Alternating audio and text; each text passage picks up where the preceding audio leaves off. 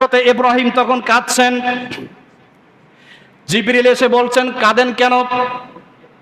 হযরত ইব্রাহিম বলছেন, জিবরাইল, নমরুদ আমাকে টানছে, আমার দুঃখ নাই। আমার আব্বা যখন আমার টান দেয়, আমি আমার এই জীবনের দুঃখ রাখবো কোথায়? আমার জন্মদাতা পিতা আমারে টান দিয়ে আগুনের ভিতরে ফেলাইয়া দেয়। আমার জন্য আমার আব্বার এতটুকু দয়া, মমতা, ভালোবাসা হলো না যে পিতা আমাকে জন্ম দিয়া লালন পালন করলো, সে আমাকে আগুনের ভেতরে ফেলাইয়া দেয়। এই কারণে আমি কাঁদি। জিবরিল বলছেন, আপনি কাঁদবেন না। আল্লাহ আমাকে আপনার জন্য খোঁজ খবর দিয়েছেন, আপনাকে যখন আগুনে ফেলে দেওয়া হবে, আগুন থেকে বাঁচাইবার দায়িত্ব আল্লাহ পাক তার নিজ জিম্মায় গ্রহণ করেছেন। আগুন থেকে বাঁচাবার দায়িত্ব আল্লাহ তার নিজের জিম্মায় গ্রহণ করেছেন। টান দেওয়া হলো, আগুনের মাঝ বরাবর যখন আসলো, ফেলে দেওয়া হলো। ফেলে দেওয়ার সাথে সাথে তিনি নিচে পড়েছেন। আল্লাহ পাক আগুনকে অর্ডার করে দিলেন, আগুন রে, ইয়ানার, হে আগুন, কুনি বারদাও ওয়া সালামান আলা ইব্রাহিম, আমার ইব্রাহিমের উপরে শান্তিদায়ক ঠান্ডা হয়ে যা। বলছে, আমার ইব্রাহিমের উপরে শান্তিদায়ক ঠান্ডা হয়ে যা। সালামান আলা ইব্রাহিম শব্দের অর্থ হলো, ঠান্ডা এত বেশি হবি না যে সে কষ্ট পায়, আর এমনও তাপ থাকবি না, গরম থাকবি না তাতে কষ্ট পায়। যেমন ঠান্ডা হইলে সে আগুনের কোনো তাপ অনুভব করবে না, অতিরিক্ত ঠান্ডা অনুভব করবে না, তেমন হয়ে যাও। আগুন দাও দাও করে জ্বলছে, আগুন জ্বলছে দাও দাও করে। ইব্রাহিম আলাইহিস সালাম ঘুরে বেড়াচ্ছেন আগুনের ভেতরে। তারপরে দেখা যায় আগুনের ভেতর থেকে দেখা যায় সাদা রঙের 11টি সুন্দর সাদা রঙের বিল্ডিং, কামরা দেখা যাচ্ছে। সীমাহীন দৃশ্যের, মানুষের চোখের বাইরে, কল্পনার বাইরে সুন্দর সুন্দর ফুল আগুনের ভেতরে কেমন যেন বসন্তকালের বাতাসে দুলছে।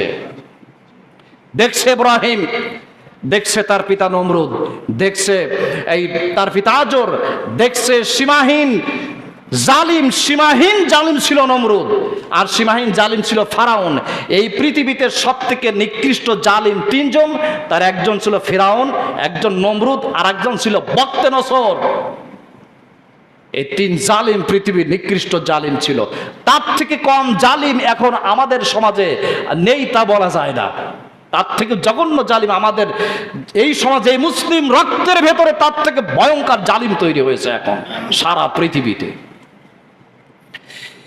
আগুনে যখন পুড়ছে না, গ্যালারির ভিতর থেকে স্লোগান শুরু হয়ে গেছে, যদি আগুনে পুড়াইতে না পারো আমাদের টাকা ফেরত দিতে হবে। ওই যে স্লোগান আমরা দেই, আগুনে যদি পুড়াইতে না পারো আমাদের টাকা ফেরত দিতে হবে। এই স্লোগানটা কি ছিল বলবো?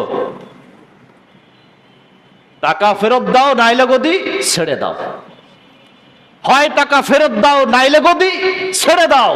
এই যে স্লোগান আগুনের ভেতর থেকে উঠতেছিল, ওই একই কিন্তু আগুনের ওই একই স্লোগান আমরা দিয়ে থাকি খোলামেলা। আর বললাম না, খবরদার রাজনৈতিক অঙ্গনে কোনো স্লোগান দেওয়ার সময় আমার জবান যেন ইসলামের বিপক্ষে কোনো স্লোগান না আসে। আমরা এই কথা বলি না, অমুকের চামড়া খুলে নেবো, আমরা বলি না। ওই একসময় একটা স্লোগান ছিল, দর দর শিবির দর, সকাল বিকাল নাস্তা কর। আমি চিন্তা করতাম, এই স্লোগান দেয় কেন? ধর দর শিবির দর, সকাল বিকাল নাস্তা কর। আচ্ছা, শিবির তো তারা তো মানুষ, হয় শিবির, নাই ছাত্রদল, নাই ছাত্রলীগ, তারা তো মানুষ। তো ধর দর শিবির দর, সকাল বিকাল নাস্তা কর, এই সকাল বিকাল নাস্তা কর, সকাল বিকাল নাস্তায় তো বাঘেরা করে, সকাল বিকাল নাস্তায় মাংসাশী প্রাণীরা করে। স্লোগান দেওয়ার সময় আমার কমন সেন্স যেন লো হয়ে না যায়, আমার কমন সেন্সের জায়গায় আমাকে থাকতে হবে। হয় ইব্রাহিম আলাইহিস সালামকে পোড়াও, নইলে গদি ছেড়ে দাও।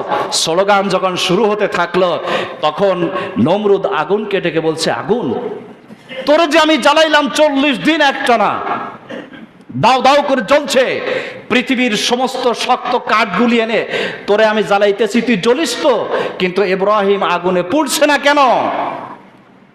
আগুনের ভেতর থেকে জবাব আসলে আগুন বলছে, নমরুদ শোনো, তোমার গ্যালারিতে যারা আছে তারা শুনবে, তোমার মন্ত্রী পরিষদের ভেতরে যারা আছে তারা শুনবে, ইব্রাহিমের পিতা আজর তুমিও খেয়াল করে শোনো, এ আগুন আল্লাহ আমাকে সৃষ্টি করেছেন।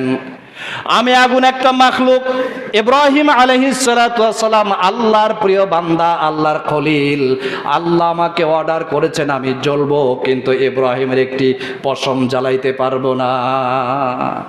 আমি জ্বলবো ঠিকই, কিন্তু ইব্রাহিমের একটা পশম পর্যন্ত জ্বালাইতে পারবো না। আল্লাহ আমাকে নিষেধ করে দিয়েছেন। আমি আল্লাহর অর্ডার ফলো করব, তোমার অর্ডার ফলো করব না।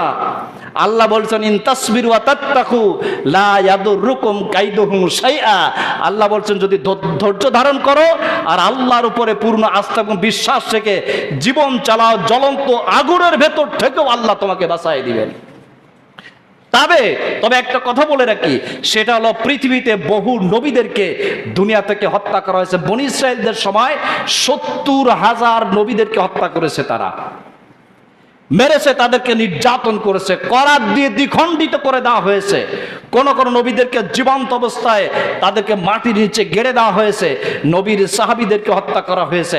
আল্লাহ যাদেরকে বাঁচায় রাখবেন তাদেরকে গাজী হিসাবে বাঁচায় রাখবেন, ইব্রাহিম আলাইহিস সালামের মতো, মুসা আলাইহিস সালামের মতো, মুহাম্মদুর রাসূলুল্লাহ সাল্লাল্লাহু আলাইহি ওয়াসাল্লামের মতো। আর যাদেরকে জালিমদের অত্যাচারে দুনিয়া থেকে নিবেন, আল্লাহ বলছেন কিয়ামতের দিন তাদেরকে শাহাদাতের মর্যাদা দেওয়া হবে। সুবহানাল্লাহ। তাহলে মারাও যদি যায় তবু শাহাদাতের মর্যাদা পাবে, আর জিন্দা থাকলে গাজী হিসাবে পৃথিবীতে বেঁচে থাকবে যদি নাকি আমি তাকওয়া অর্জন করি, যদি নাকি আমি আল্লাহকে ভয় করে জীবন চালাই, যদি নাকি আমি গুনাহগুলিকে ছেড়ে দেই, আর যদি নাকি আমি নেকিগুলিকে বুকের সাথে আলিঙ্গন করে নেই। সর্বশেষ প্রথম কথাটি আবার শোনাই দেই, যেহেতু আপনার শেষে আসছেন, সেটি হলো এই যে সমস্ত অপরাধগুলি আমাকে জোর করে করানো হয় ওই অপরাধগুলি থেকে আমি বাঁচার জন্য চেষ্টা চালাবো।